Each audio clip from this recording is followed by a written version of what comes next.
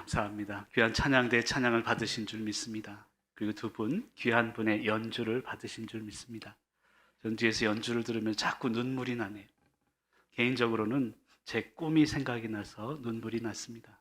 어릴 적에 제가 제주도가 고향이다 보니까 제대로 레슨도 받을 선생님도 없었고 5만 원짜리 그 당시에 바이올린을 들고 왔다 갔다 하며 혼자서 연주했던 그런 기억이 납니다. 지금도 아쉬움이 있고 안타까움이 있습니다. 여러분, 연주가는요, 악기로 삶을 연주하는 것입니다. 음악을 연주하는 게 아닙니다. 저는 목사로서 설교로 삶을 연주하고 있습니다. 그리고 성도님들은 감사로 삶을 연주하면 되는 것입니다. 우리의 삶은요, 감동으로 가득 차야 합니다. 한국의 음악 속에도 하나님이 숨겨놓으신 감동이 있습니다. 이분들의 삶이 느껴집니다. 이분들의 눈물이 느껴지는 것입니다. 그렇다면 우리의 성도의 삶은 감사로 우리의 삶을 연주하며 나아가야 될 줄로 믿습니다.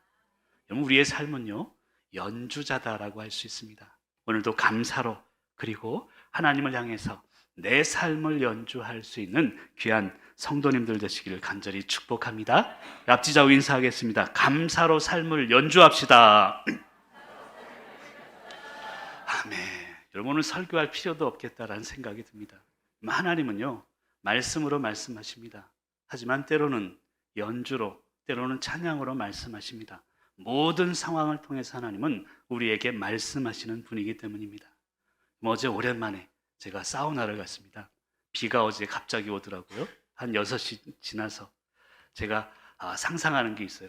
그 척산온천 노천탕에 가서 비 올 때 비를 맞으리라, 그런 생각을 하고 어제 비가 오자마자 척산온천에 달려갔습니다. 노천탕에서 비를 맞는데 얼마나 시원한지 몰라요. 근데 앞에 어떤 꼬마가 아빠하고 노천탕으로 들어오더라고요. 얼마나 맹랑한 꼬마인지 모릅니다.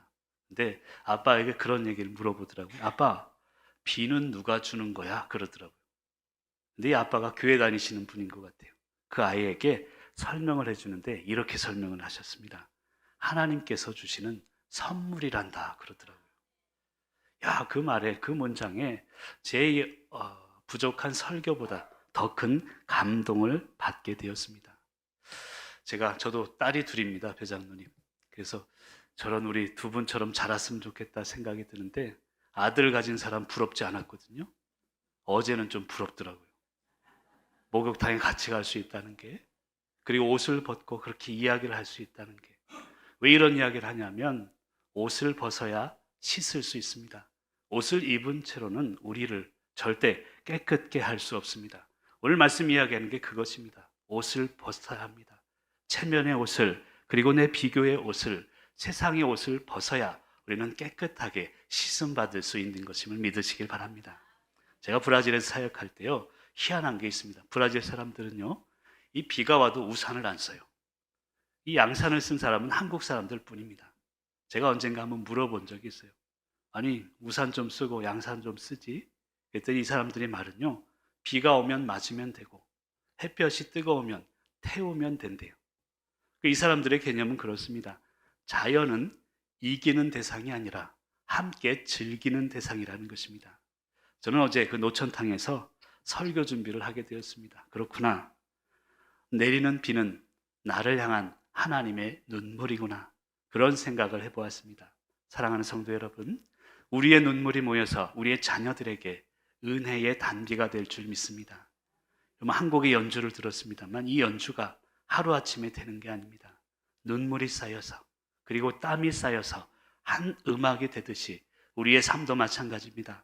내 하루하루의 삶이 눈물이 모여서 은혜가 될 줄 믿고 승리하시는 저와 여러분이 되시길 간절히 축원합니다. 우리 시간이 많이 없어서 짤막하게 해야 되는데요, 벌써 여러분들 은혜를 받으셨으니까 오늘 큰 은혜 가운데 넘쳐날 줄 믿습니다.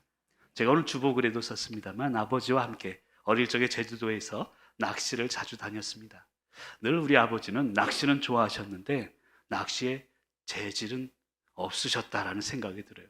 소질이 없었다라는 생각을 그 어릴 적에 했던 적이 있습니다. 왜냐하면 그 허름한 아이스박스에 한가득 고기를 잡아본 적이 없거든요.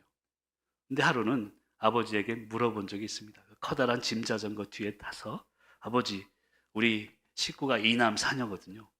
6명을 먹다 보면 제가 5번째인데 고기가 몇 마리 더 잡아야 나에게 올 텐데 이런 생각을 하고 조금 더 잡아야 되지 않냐고 물어본 적이 있습니다. 그때 아버님이 저에게 하시는 말씀이 지금도 기억이 납니다. 종범아, 사람은 적당할 때 멈출 줄 알아야 한다.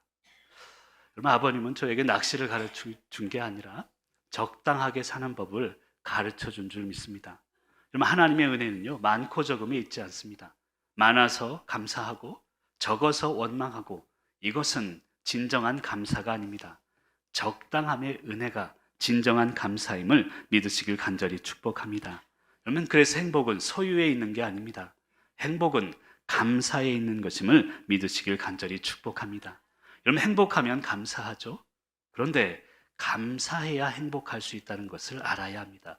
세상 사람들은 행복하길 원합니다. 그리고 행복하니까 감사하지만 우리 믿는 사람들은요, 감사하는 순간 행복할 수 있는 것입니다. 그런 면에서 우리 구원받은 성도의 감사라는 것은요, 부족함마저도 감사할 수 있는 것입니다. 한번 따라 하시면 좋겠습니다. 부족함이 감사입니다. 여러분, 부족함이 감사라는 것을 깨닫는 오늘 말씀과 예배가 될 수 있길 간절히 축복합니다. 그렇다면 감사란 어떤 것인지 말씀을 통해서 새로운 개념의 감사를 깨닫기를 원합니다. 첫 번째로 감사란 것은요, 구별하는 것이다라고 할 수 있습니다. 감사는 구별해야 우리에게 다가오는 하나님의 선물이라는 것입니다. 그럼 첫 번째로 하면 읽어주시면 좋겠습니다. 첫 번째로, 그러면 구별해야 감사할 수 있습니다. 그러면 다시 얘기하면 내가 벗어야 할 것과 입어야 할 것, 아까도 노천탕 얘기를 드렸습니다만 벗어야 씻을 수 있습니다. 벗어야 할 것과 입어야 할 것을 분명히 구별해야 감사가 우리 가운데 넘쳐난다는 것입니다. 먼저 8절 말씀을 같이 한번 화면을 보며 읽어봅니다. 8절입니다. 이제는 너희가 이 모든 것을 벗어버리라. 곧 분함과 노여움과 악의와 비방과 너희 입에 부끄러운 말이라. 아멘. 여러분, 8절에서는 벗어버리라라고 설명하고 있습니다. 이것을 벗어버리라는 거죠. 분함, 노여움, 악의 비방, 너희 입에 부끄러운 말을 벗어야 한다는 것입니다. 이런 벗어야 한다는 개념은 미련 없이 버리라는 것입니다. 삶을 살면서 내가 가지고 있는 것 중에서, 내가 누리고 있는 것 중에서 미련 없이 벗어야 한다는 것을, 그래야 감사할 수 있다는 뜻입니다. 그리고 두 번째는 12절에 보면 입어야 할 것에 대해서 설명하고 있습니다. 12절 말씀도 같이 한번 읽습니다. 시작.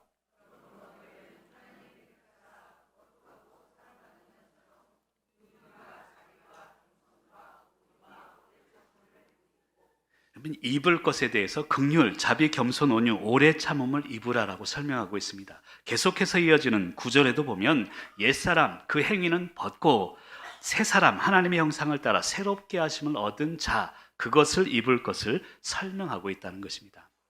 아까 돌아가신 아버님을 잠깐 언급했습니다만 아버님 생전에 이 부족한 저에게 항상 그러셨습니다. 사람은 한결같아야 한다라는 말씀을 해주셨습니다. 그럼 한결같다는 게 무엇일까요? 어제 모습이 오늘과 똑같아야 한다. 물론 그런 개념도 있을 것입니다. 하지만 어제 나의 고집스러운 모습이 오늘과 똑같다고, 그것을 한결같다라고 표현할 수는 없습니다. 성경적으로 한결같다는 것은 변하지 않다는 뜻이 아닙니다. 오히려 변화의 한결같아야 함을 의미하는 것입니다. 옛사람을 벗고 새 사람을 입으라는 것은 한결같이 변화하라는 것을 설명하고 있습니다. 그러니까 우리 두 교수님의 연주를 들었습니다만 연주가 변화되어야 합니다. 어제 연주와 오늘 연주는 달라야 되는 것이죠. 그것을 어떻게 보면 한결같다라고 표현한다는 것입니다. 사랑하는 성도 여러분, 변화의 한결같은, 한결같이 변화하는 그런 삶을 사시기를 간절히 축원합니다. 그런데 문제가 있습니다. 사람은요, 변화를 두려워한다는 데 있습니다.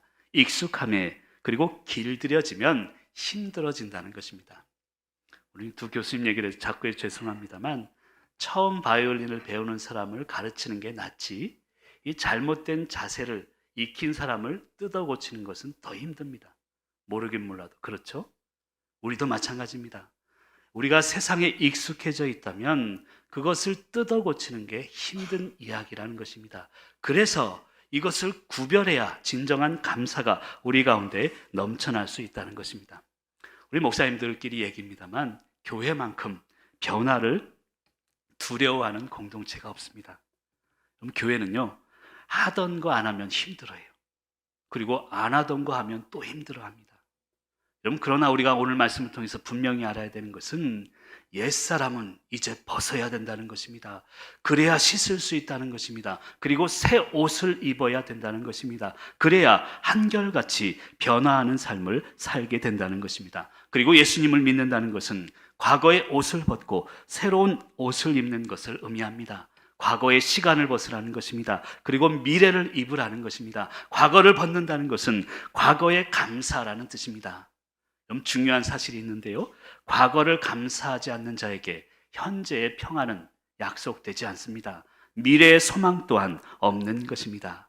과거를 이제 감사하고 이제 미련 없이 벗어버리는 저와 여러분이 되시기를 간절히 축원합니다. 그래서 바울은요, 이 골로새서를 특별히 읽다 보면 전에라는 단어와 이제는이라는 단어를 반복해서 사용합니다. 전에, 예전의 모습, 과거이죠. 그리고 이제는 현재를 의미합니다. 과거와 현재를 구별할 수 있어야 합니다. 벗을 것과 입을 것에 대해서 구별할 수 있는 것이 진정한 감사라는 것입니다. 사랑하는 성도 여러분, 저와 여러분은 예전에 죄인된 모습에서 이제는 현재 예수 그리스도의 십자가의 은혜로 구원받은 은총의 사람임을 믿으시길 간절히 축복합니다.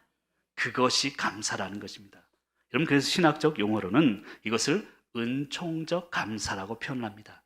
예전에 제가 감사에 대한 설명을 드린 적이 있습니다. 감사는요, 세 가지가 있습니다. 첫 번째는 1차적 감사입니다. 제가 지금 배가 무척 고픈데요, 이따가 밥을 먹으면 감사할 것입니다. 육체적인 감사죠. 육체적인 필요를 채워주는 것이 1차적 감사입니다. 그 두 번째는 영적인 필요를 채워주는 감사, 철학적 감사라고 표현하기도 합니다. 내 마음의 필요를 채워주는 것이죠. 저는 일주일 동안 말씀을 연구하면서 늘 이 2차적 감사에 대해서 감사하게 됩니다. 내 부족한 부분을 말씀으로 채워주니 영적인 감사를 의미합니다. 그런데 중요한 것은 세 번째 감사입니다. 은총적 감사입니다. 하나님이 나를 구원해 주시고 내 옛 모습에서 새로운 모습으로 인도해 주신 그것 자체를 감사할 수 있어야 합니다. 이것을 존재적인 감사라고도 합니다.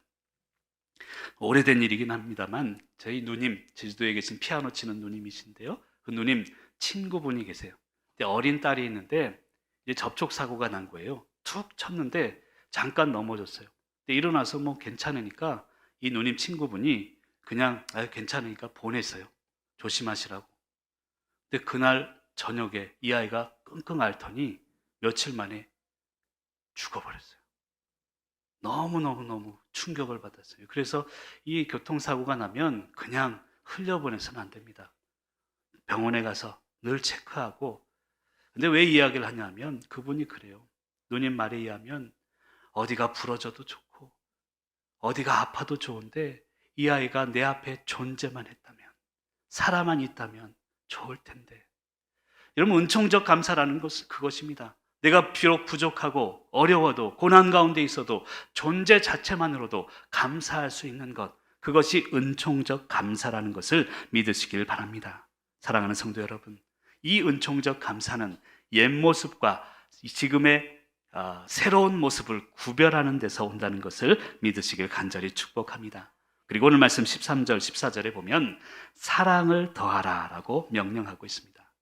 맛집의 조건이 있습니다. 맛이 있어야 되겠죠, 첫 번째는. 근데 저는 두 번째로 맛집의 조건은 인심이 좋아야 한다라고 생각합니다. 조금씩 주어서는 안 되죠. 그냥 큰 손을 가지고 퍼주고, 그것이 진정한 맛집이라고 생각이 들어집니다. 왜 이런 이야기를 하냐면 제가 계란찜을 잘하거든요. 계란을 탁 풀어놓고 거기 파도 넣고 당근 있으면 당근도 넣고 물 좀 섞어가지고 참기름 좀 넣고요, 그걸 쫙 하면 얼마나 맛있는지 몰라요. 배고프시죠? 언제 저희 집에 오면 제가 해드릴게요. 근데 만약에 제가 계란을 풀어놓고 아무리 좋은 거 다 참기름 해놓고 드세요 하면 여러분들 드실까요? 거기에 필요한 것은 불이 필요합니다. 요리의 완성은 불이라고 할 수 있습니다. 오늘 말씀 이야기하는 게 그것입니다. 사랑을 더하라. 이 말은 우리의 감사의 완성은 사랑에 있다는 뜻입니다. 그리고 성령의 불이 필요하다는 뜻입니다. 여러분, 유명한 세계적인 지휘자 레나드 번스타인이라는 사람이 있습니다. 이분이 2008년에 이 북한에 가서 뉴욕 필하모닉 오케스트라 연주를 한 적이 있습니다. 그리고 그 북한에서도 자랑하듯이 자기들 오케스트라를 이제 연주하는데 레나드 번스타인이 거기 가서 그 연주를 들었대요. 북한 기자가 와서 자랑하면서 연주가 굉장하거든요. 북한 애들이 물어봤대요. 연주가 어떻습니까? 소감이 어떻습니까? 그랬더니 이 레나드 번스타인 한 말이, 야, 이처럼 기교가 완벽한 연주는 처음입니다. 그래요. 너무도 완벽한 연주를 했다는 거예요. 그런데 이처럼 영혼 없는 연주도 처음입니다. 그랬어요. 여러분, 우리의 삶에 필요한 것은 기교가 아닙니다. 물론 기교도 필요하지만 뜨거움이 있어야 합니다. 그래서 오늘 말씀은 사랑을 더하라라고 명령하고 있습니다. 구별할 줄 아는 감사, 그 감사 가운데 우리 한 분 한 분의 열정을 더해야 합니다. 사랑을 더해야 합니다. 그래야 진정한 하나님이 원하는 우리의 삶을 이끌어갈 수 있기 때문입니다. 그런 감사로 승리하시는 저와 여러분이 되시기를 간절히 축원합니다. 그 두 번째로 감사란 그리스도의 평강이 내 마음을 주장하는 상태를 의미합니다. 두 번째로 한번 읽어주시면 좋겠습니다. 두 번째로 15절 말씀 같이 읽습니다. 그리스도의 평강이 너희 마음을 주장하게 하라. 너희는 평강을 위하여 한 몸으로 부르심을 받았나니 너희는 또한 감사하는 자가 되라. 아멘. 여러분, 그리스도의 평강이 내 마음을 주장하게 되면 그것이 감사로 이어진다는 것입니다. 여러분, 사실 지난 월요일부터 금요일까지 우리 교역자들 그리고 장로님들이요 릴레이 금식 기도를 했습니다.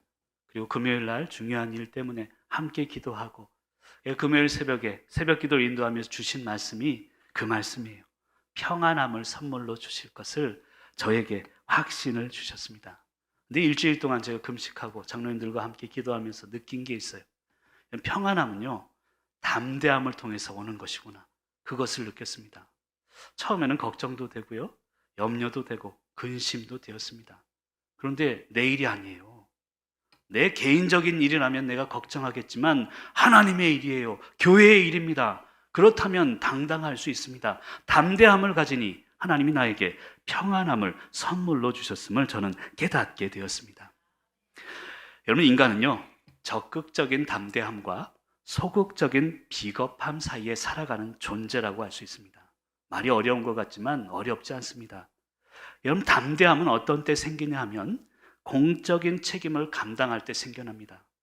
여러분, 개인적인 욕심을 위해서는 비겁해져요. 그런데 공적 책임을 위해서는 담대할 수 있습니다. 저는 목사로서 교회를 책임지는 사람입니다. 교회를 지켜야 하는 사람이고 성도님들을 지켜야 하는 그런 사명이 저에게 있습니다. 그런 공적 책임을 가지고 기도하니 담대하게 되는 것입니다. 근데 개인적인 욕심을 위해서 교회를 이용한다면 비겁해질 수밖에 없다는 뜻입니다. 사랑하는 성도 여러분, 담대해야 합니다. 담대한 믿음으로 승리해야 합니다. 그리고 그것이 오늘 말씀 이야기하는 그리스도의 평강을 의미하는 것입니다. 개인적인 욕심이 아니라 공적인 책임을 위해서, 공동체를 위해서 날마다 평강으로 승리하시는 저와 여러분이 되시기를 간절히 축원합니다. 여러분, 시편 107편 30절에 보면 이런 말씀이 있습니다. 우리 화면을 보면서 같이 한번 읽어보겠습니다. 시작.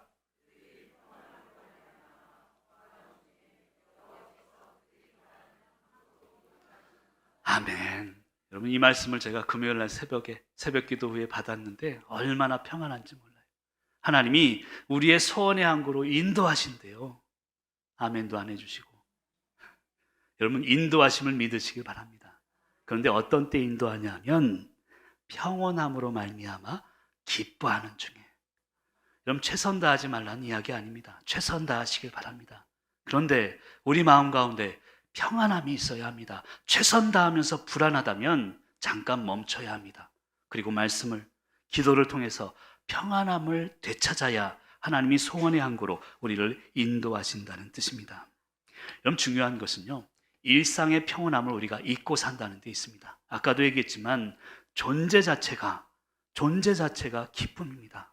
그런데 그 일상의 평온함을 우리는 짜증냅니다. 불평합니다. 원망하기도 합니다. 그래서 평온함은요, 주님께서 주시기도 하시지만 내게 주신 일상 속에서 스스로 만들어 가야 합니다. 그것이 진정한 하나님 앞에서 평안함임을 믿으시길 간절히 축원합니다. 예전에 한 권사님 이야기를 한 적이 있습니다. 남편을 비교하기도 하고요, 불평불만이 많았어요. 저에게 기도 제목을 하고 그런 권사님이셨습니다. 근데 하루는 제가 그분에게 전화를 드려서 미랄 선교회라는 선교회가 있습니다. 장애인 선교회인데요, 그 선교회를 통해서 봉사하러만 갔다 오세요, 그런 적이 있어요. 갔다 오고 나서 저에게 전화가 오셨어요. 눈물 흘리면서, 목사님 잘못했습니다. 왜 그러세요? 그랬더니 거기 하루 동안 봉사활동을 했는데 이 장애인에게 죽 먹이는 것을 했대요. 근데 이 아이가 너무 딱해 보이더래요. 움직이지도 못하고. 그래서 내가 뭘 선물을 주고 싶어서 뭘 해줄까? 하고 싶은 게 뭐니? 그랬더니 이 아이 말이 밥 한 번 내 손으로 먹고 싶어요. 그게 소원이라는 거예요. 그 말을 듣고 눈물을 흘리면서 저에게 전화 온 적이 있습니다. 여러분, 일상의 축복을 잊어서는 안 돼요. 내 손으로 먹는 것, 그것이 축복이고 감사임을 절대 잊어서는 안 됩니다. 그것을 잊을 때 우리의 삶은 불평불만, 원망으로 깨질 수밖에 없는 것임을 믿으시길 바랍니다. 그런 감사로 승리하는 저와 여러분이 되시길 바랍니다. 마지막 세 번째로, 진정한 감사는 말과 일로 완성되는 것입니다. 자, 세 번째로 하면 크게 읽어주시면 좋겠습니다. 세 번째로 17절 말씀을 같이 읽습니다. 또 무엇을 하든지 말에나 일에나 다 주 예수의 이름으로 하고 그를 힘입어 하나님 아버지께 감사하라. 아멘. 여러분, 진짜 감사는요, 말 그리고 일, 행동으로 나타난다는 뜻입니다. 여러분, 내가 진짜 감사하는 목사라면 내 말을 듣고 여러분은 감사를 느낄 수 있어야 돼요. 그리고 내 행동, 교회를 향한, 나의 사명을 향한 행동을 통해서 성도들은 목사의 감사함을 누릴 수 있어야 합니다. 진정한 감사는, 그리고 여러분이 진정으로 감사하고 있다면 말을 통해 나타나야 하고 일, 행동을 통해서 분명히 감사가 나타나야 된다는 뜻입니다. 새벽기도 때 잠깐 얘기했습니다만, 예전에 제가 섬기던 교회에서 명품 감별사 직업을 가진 집사님이 계셨어요. 보고 명품인지 아닌지를 감별하는 직업이 있습니다. 근데 제가 물어본 적이 있습니다. 집사님, 비결이 있나요? 물어봤더니 겉은 똑같대요. 요즘은요, 겉만 보면 완전히 똑같대요. 근데 비결이 있다면 속을 보면 압니다, 그러더라고요. 속을 딱 뒤집어 보면 뭔가 다르대요. 박음질이 다르고 천이 좀 다르고. 우리 인간도 마찬가지입니다. 내가 감사하고 그리고 불평하고 있는지는 속을 보아야 하고, 그 속은 말과 일로 나타난다는 것을 오늘 말씀은 설명하고 있다는 것입니다. 사랑하는 성도 여러분, 우리의 말이 그리고 나의 행동이 나를 나타내는 척도임을 믿으시길 바랍니다. 한번 따라하면 좋겠습니다. 말은 내 인격이며 일은 내 브랜드입니다. 여러분, 일은 행동을 의미합니다. 내 행동이 나의 브랜드, 가치가 된다는 뜻입니다. 제가 브라질에 사역할 때요, 삼순기가 있습니다. 삼순기가 뭐냐면 삼성이에요. 삼성을 그들 포르투갈 발음으로는 삼순기 그래요. 삼순기. 근데 이 삼순기 제품은요, 중고 제품이라도 고장나도 얘들이 사요. 참 희한하더라고요. 우리는 고장나면 안 살 텐데. 근데 고장난 삼성을 가져가도 고쳐준다는 거예요. 삼순기 따봉이에요. 삼성의 브랜드는 그들이 인정하는 브랜드입니다. 여러분, 내 삶의 행동이요, 내 브랜드 가치가 된다는 것을 잊어서는 안 됩니다. 내가 하는 말이 그것이 쌓여서 내 인격이 된다는 것을 잊어서는 안 됩니다. 그래서 오늘 말씀은 이야기합니다. 진짜 감사는 내 속에서 내가 하는 말과 내가 하는 행동을 통해서 드러냄을 받는다는 것을 깨닫는 저와 여러분이 되시길 바랍니다. 이제 말씀을 마무리하고자 합니다. 하나님은요, 감사하는 자를 사용하십니다. 여러분, 감사하십시오. 그런데 끝까지 감사하십시오. 그것이 우리의 삶을 이기는 비결이 될 줄 믿습니다. 감사가 기적을 만들 것입니다. 여러분, 출애굽 1세대들이 가나안 땅에 들어가지 못한 이유는 불평했기 때문입니다. 원망했기 때문입니다. 특별히 믿음의 1세대들 주의하셔야 합니다. 열심하고 기도와 말씀에 최선 다하는 것은 중요하지만 그것 때문에 감사를 잊어버리고 비교하고 비난한다면 그것은 진정한 거룩이 아닙니다. 아까 연주를 들었습니다만 연주는요, 연주자 자신을 위해서 하는 게 아닙니다. 듣는 청중을 위해서 연주하는 것입니다. 거룩의 삶도 마찬가지입니다. 나를 위해 거룩하는 게 아닙니다. 나를 보는 세상을 위해 우리는 거룩해져야 합니다. 그리고 진정한 거룩은 내가 아닌 타자에 의해서 듣게 되고 드러나게 되는 것이기 때문입니다.